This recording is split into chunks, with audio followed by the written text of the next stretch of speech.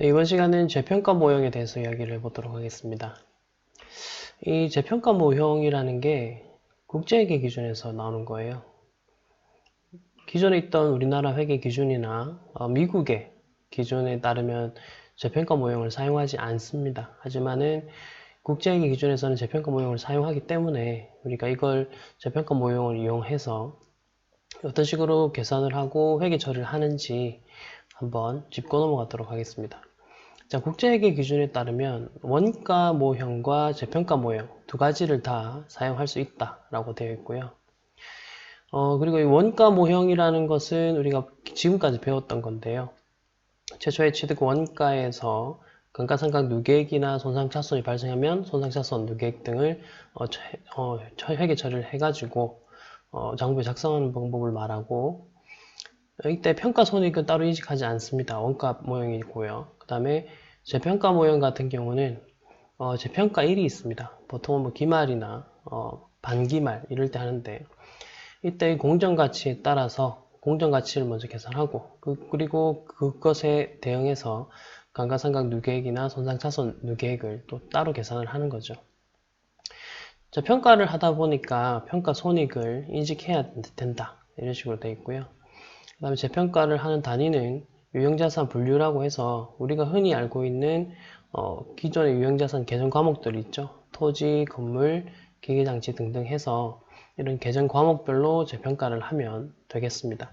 그리고 시기와 빈도는 뭐 기중 또는 기말 혹은 주기적으로 한다 되어 있는데 보통은 이제 기말에 하는 경우가 많고, 자, 그리고 재평가하는 빈도는 공정가치 변동이 크면 매년 하는 거고, 그렇지 않으면 3년이나 5년마다 하는 것으로 되어 있습니다.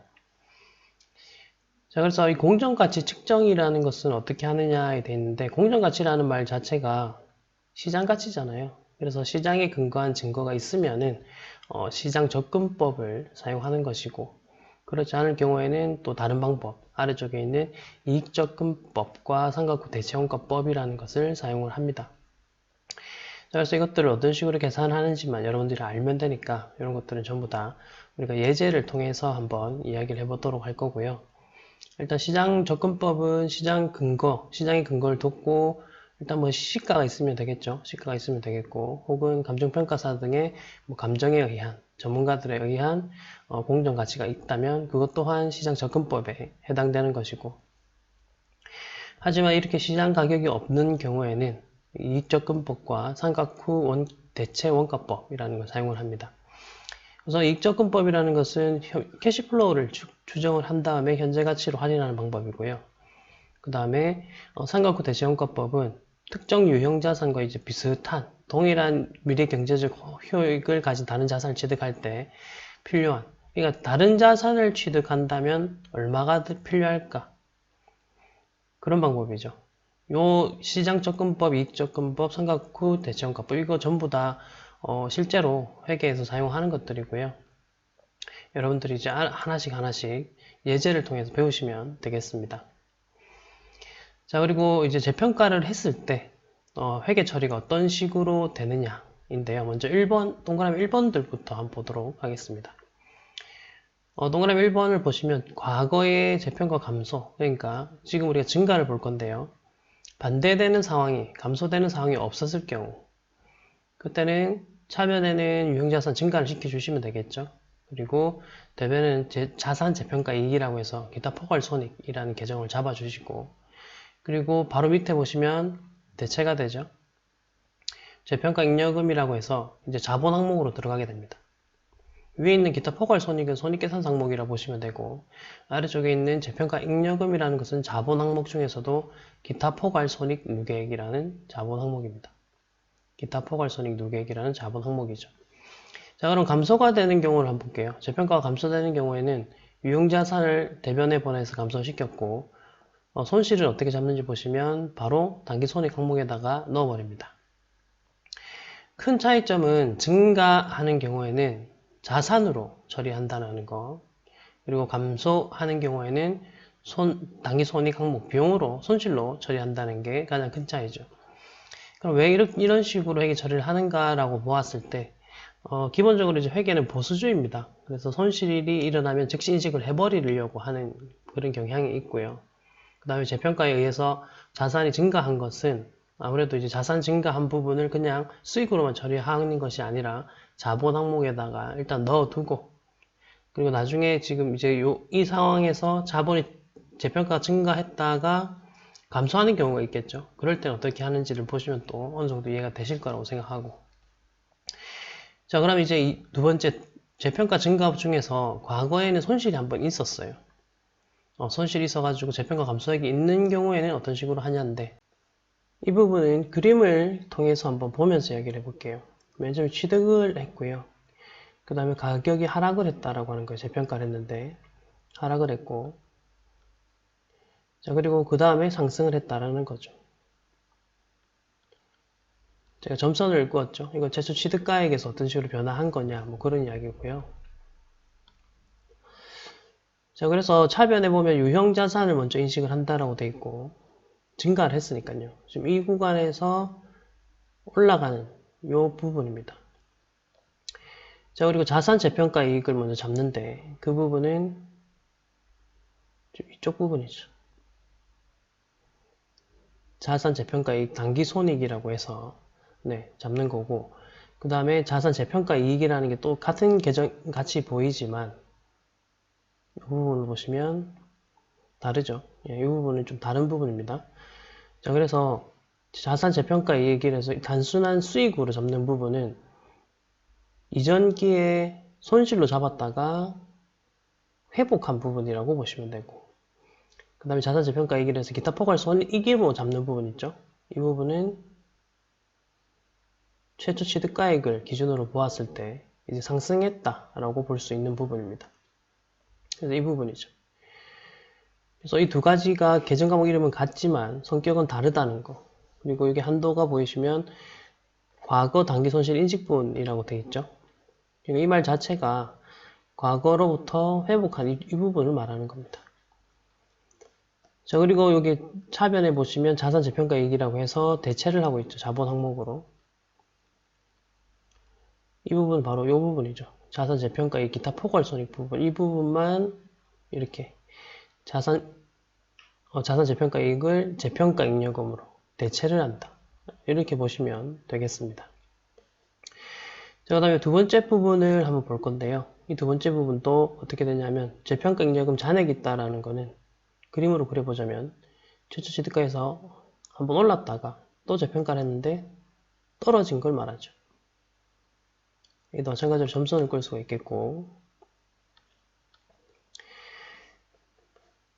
자, 먼저 이렇게 자산 재평가 이익, 재평가 잉여금이 있는 상황이었는데요. 이렇게 한번 이전에 재평가를 했었을 때 오른 적이 있었던 상황, 이때는 이제 어떤 식으로 회계 처리를 하는지 한번 보시면 위에 동그라미 1번과 비교하시면서 보세요. 비교하시면서 보시면 되고, 자, 먼저 자산 재평가 손실이라고 해서 기타 포괄 손익으로 잡습니다. 그 부분이 바로 여기에 해당되는 부분이죠. 여기에 해당되는 부분이 첫 번째 부분 되겠고,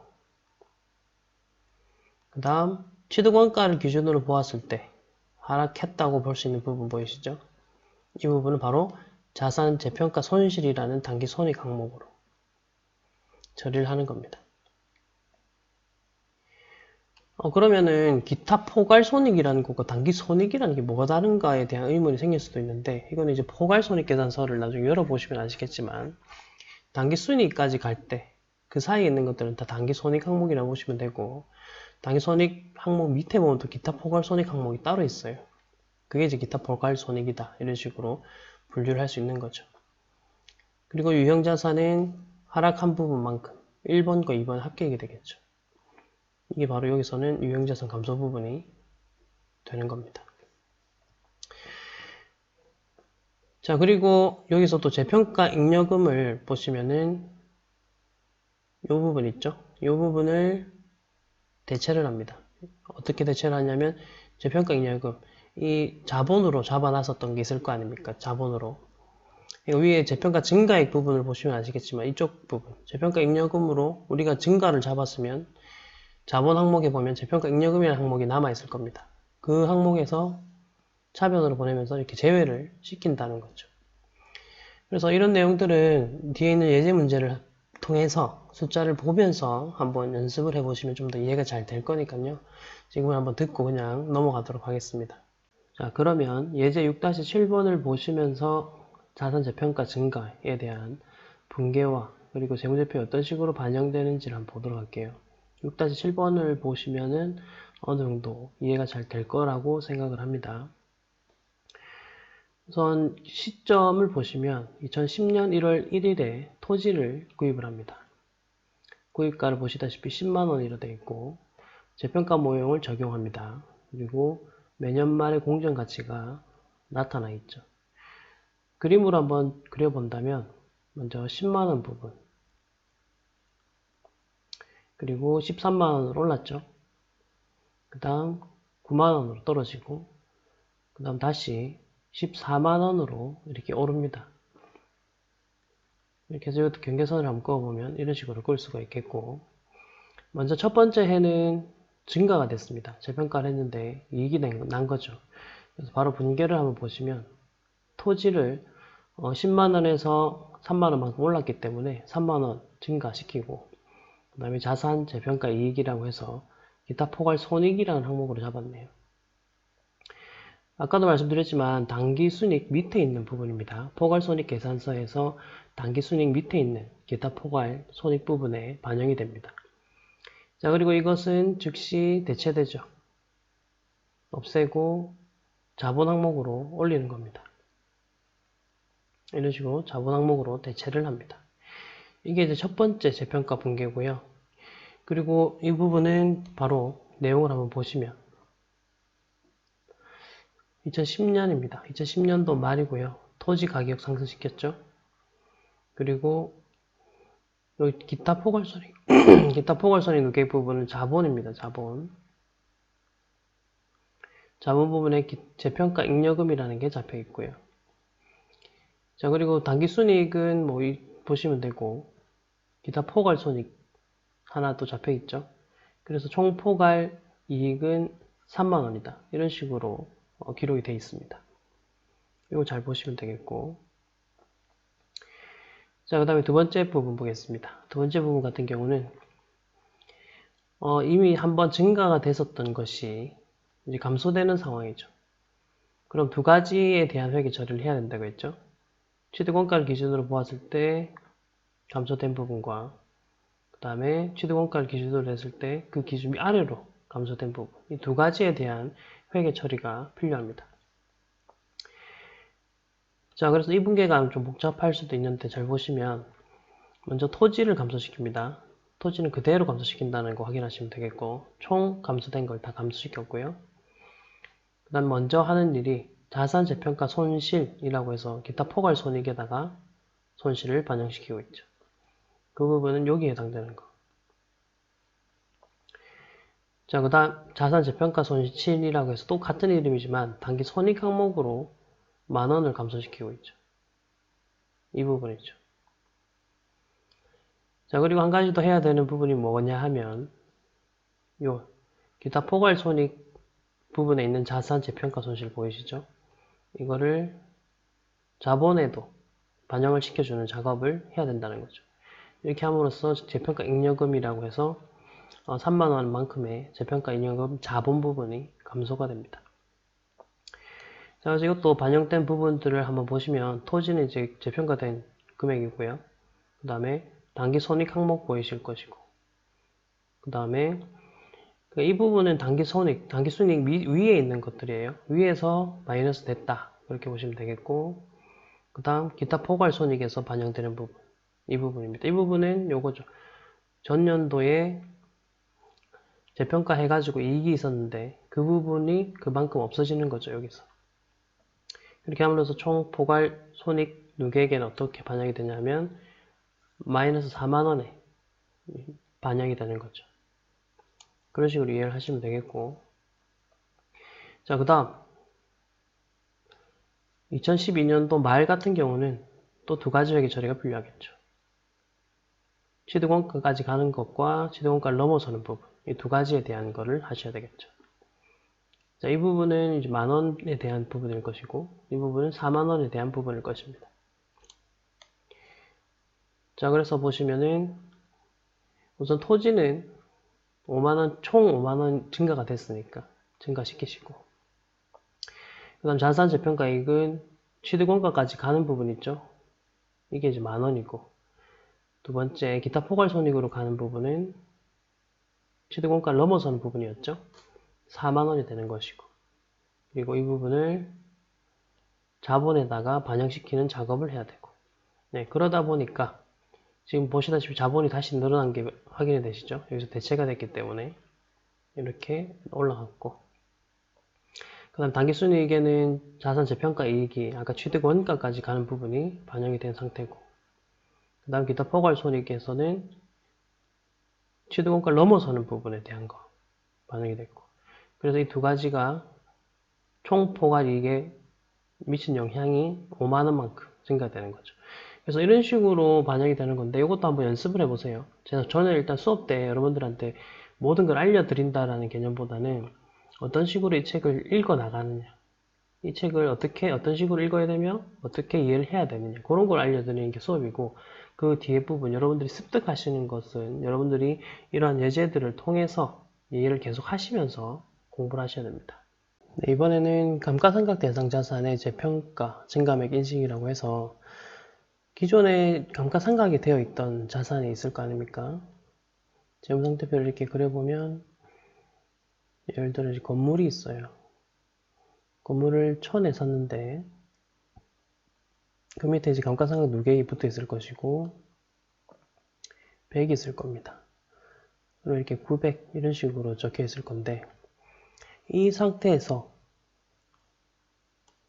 요 제일 마지막에 있는 요 금액이 장부 금액이죠. 이 장부 금액이 재평가됨으로써 금액이 바뀌는 거거든요.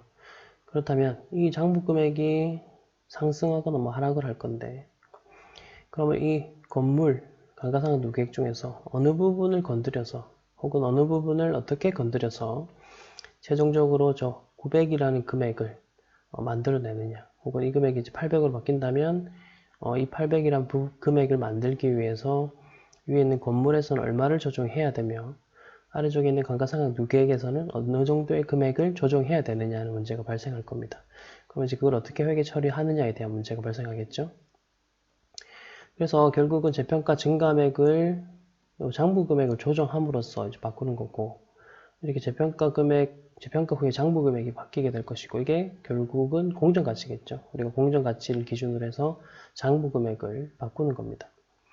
자, 이것을 조정하는 방법에는 비례조정법이라는 것이 있고, 그 다음에 감가상각 누계액 조정법이라는 것이 있습니다.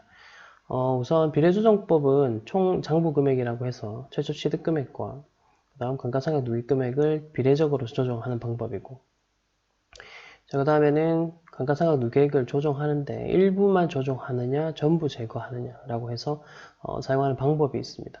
특히 감가상각 누계액 조정법은 건물재평가에서 흔히 사용됩니다. 우선 우리가 알아야 될 거는 재평가 방법을 쓰지 않고 원가법을 쓴다면 항상 감가상각 누계액이 증가를 하면서 건물 같은 것들이 감소하잖아요. 그렇죠? 자, 근데 재평가를 하면 건물의 가치가 높아질 수 있는 부분이 있습니다.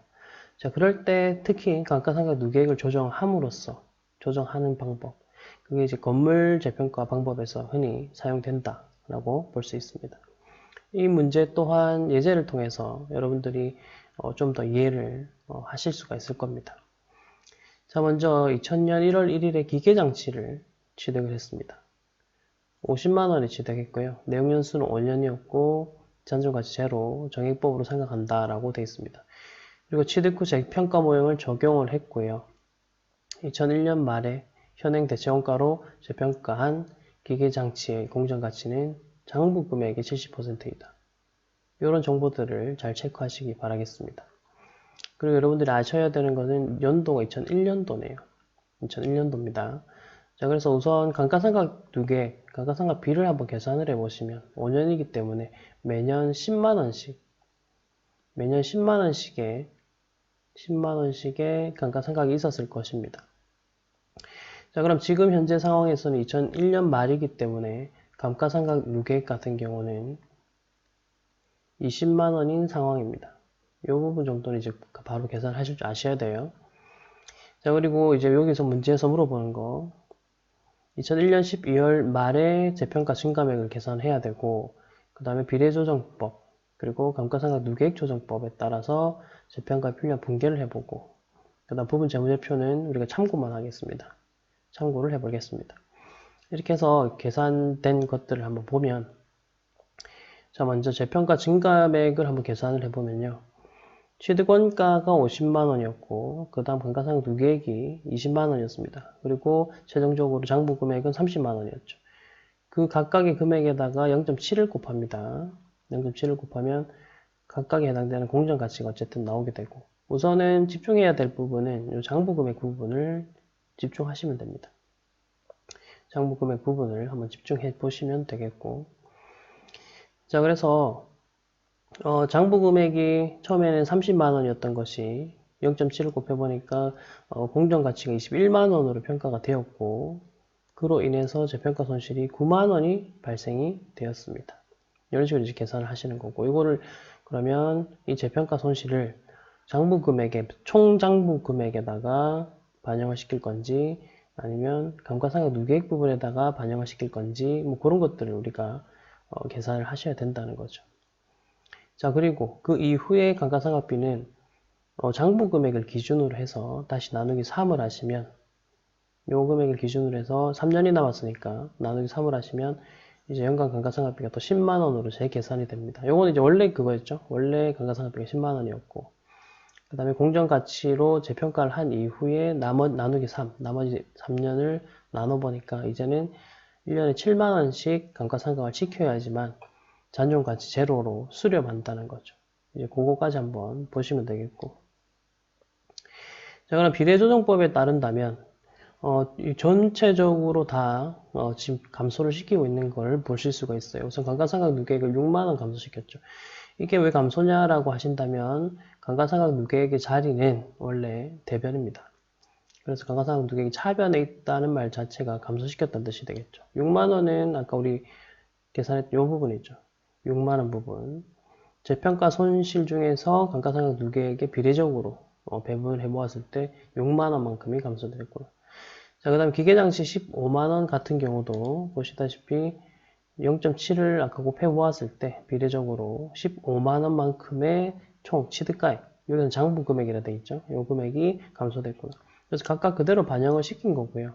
그리고 최종적으로는 우리가 재평가를 함으로써 감소가 됐기 때문에 이제 손실로 잡았고, 이걸 9만 원이라고 잡은 겁니다. 자, 그런데 이제 비례조정법을 쓰든 감가상각 누계액 조정법을 쓰든 간에 여러분들이 기억하셔야 되는 부분은 자산 재평가 손실은 어쨌든 여기 보시다시피 9만 원이 나와야 됩니다. 그래서 이거는 항상 동일할 것이고, 그리고 이제 나머지 계정 과목들이 어떤 식으로 바뀌는지만 보시면 되는 겁니다. 자, 그래서 일부 조정법에 따른다면 여기 보시다시피 감가상각 누계액만 그대로 이렇게 증가시켜 버리는 거, 이게 바로 일부 조정법이라고 보시면 되겠죠. 요거의 또 논리를 한번 따져보자면, 우리가 아까 기계장치가 이렇게 있었고요. 기계가 있었고, 기계가 50만 원짜리. 그리고 연말에 감가상각 누계액을 반영을 했을 때 이 부분이 20만 원이었죠. 자, 그래 됐는데 장부 금액이 30만 원인 상황이었는데 재평가를 해보니까 이 금액이 21만 원이 되더라는 거죠. 그럼 이 21만 원을 되기 위해서 그냥 감가상각 누계액만 수정을 해버린 겁니다. 이 감가상각 누계액 금액만 39만 원으로 바꿔버린다면, 지금 9만 원 증가시켰어요. 지금 한다면, 네, 보시다시피 기계장치의 장부 금액은 21만 원으로 수렴이 되죠. 그렇기 때문에 감가상각 누계액만 딱 건드리는 것을 일부 조정법이라고 하는 것이고, 자, 그 다음에 전부 제거법이라고 해서 지금 가지고 있는 모든 감가상각 누계액을 다 없애버리는 겁니다. 없애버리고 그 대신에 다시 이제 감가상각 누계액을 감가상각 계산을 하겠다. 이제 그런 관점인데요. 이 내용을 보시면 감가상각 누계액을 다 없애기 위해서는 그다음 기계장치도 다 그만큼 없애버리면 되거든요. 그래서 요거 이제 어떤 식으로 계산이 됐는지를 한번 볼 건데, 먼저 순서는 이렇습니다. 자산 재평가 손실이 먼저 계산이 될 것이고, 그리고 현재 있는 감가상각 누계액을 모두 다 없애버립니다. 이렇게 모두 다 없애버리면 그 다음에 그거 차변의 합계액은 대변의 합계액과 같습니다. 그래서 그 금액을 29만원으로 계산하시면 돼요. 그걸 기계장치로 해서 제거하는 방법. 이렇게 하는 방법을 전부제거법이라고 합니다.